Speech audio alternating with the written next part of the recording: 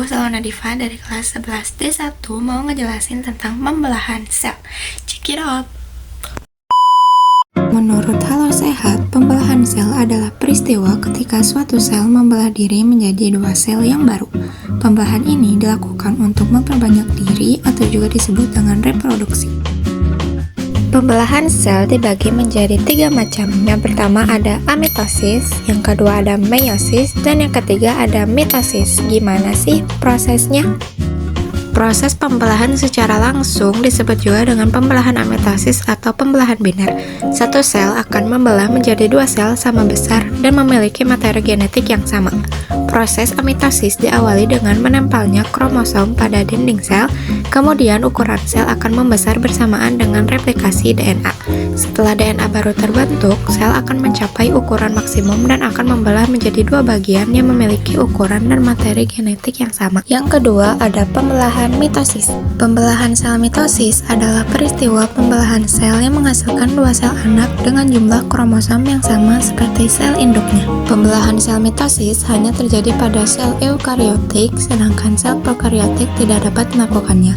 Kenapa? Alasannya karena sel prokariotik tidak memiliki nukleus atau inti sel, membran inti sel, dan mitokondria, sedangkan mitosis memerlukan organel-organel tersebut. Nah, proses pembelahan mitosis terjadi di semua sel-sel tubuh atau somatis, kecuali sel-sel kelamin atau gamet. Pada tumbuhan, pembelahan mitosis terjadi di jaringan meristem, seperti ujung akar dan ujung tunas batang. Pada proses pembelahan mitosis terdapat 4 tahap di mana ada profase, metafase, anafase, dan telofase, yang didahului oleh tahap penduluan atau interfase. Pada tahap interfase atau fase persiapan terjadi pertumbuhan sel, duplikasi DNA, dan sintesis protein. Yang kedua, pada tahap profase terjadi peristiwa kromosom memadat, membran inti dan nukleolus menghilang, sentrosom bergerak ke kutub yang berlawanan dan membentuk benang spinda. Pada tahap yang ketiga atau metafase terjadi peristiwa kromosom berbaris di bidang ekuator sel. Pada tahap yang keempat atau anafase terjadi kromatid kembar berpisah dan bergerak menuju kutub sel yang berlawanan. Pada tahap yang terakhir atau telofase terjadi kromosom tiba di kutub sel, membran inti dan nukleolus terbentuk kembali, sitoplasma terbagi atau sitokinesis dan menghasilkan dua sel anak. Dan yang terakhir ada pembelahan meiosis. Pembelahan meiosis adalah pembelahan sel yang menghasilkan sel anak dengan jumlah kromosom setengah dari induknya. Pada sel hewan dan tumbuhan, pembelahan meiosis terjadi di dalam organ reproduksi, yaitu pada pembentukan sel kelamin atau sel gamet. Sama halnya dengan pembelahan mitosis, pembelahan sel meiosis juga diawali dengan tahap interfase.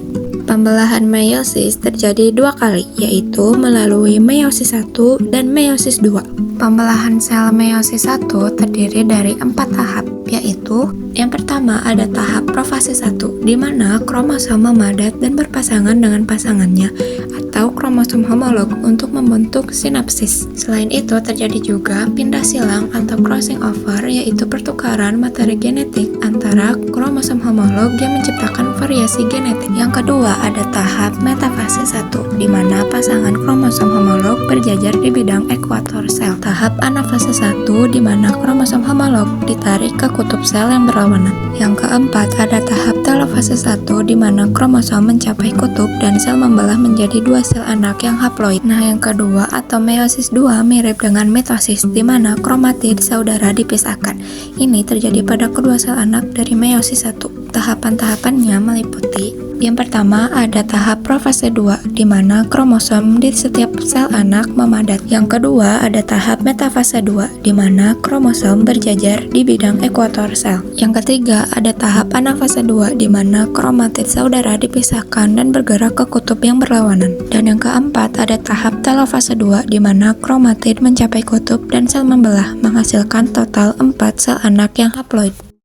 Oke, sekian penjelasan tentang pembelahan sel. Terima kasih, semoga tidak remedial lagi ya. Wassalamualaikum warahmatullahi wabarakatuh.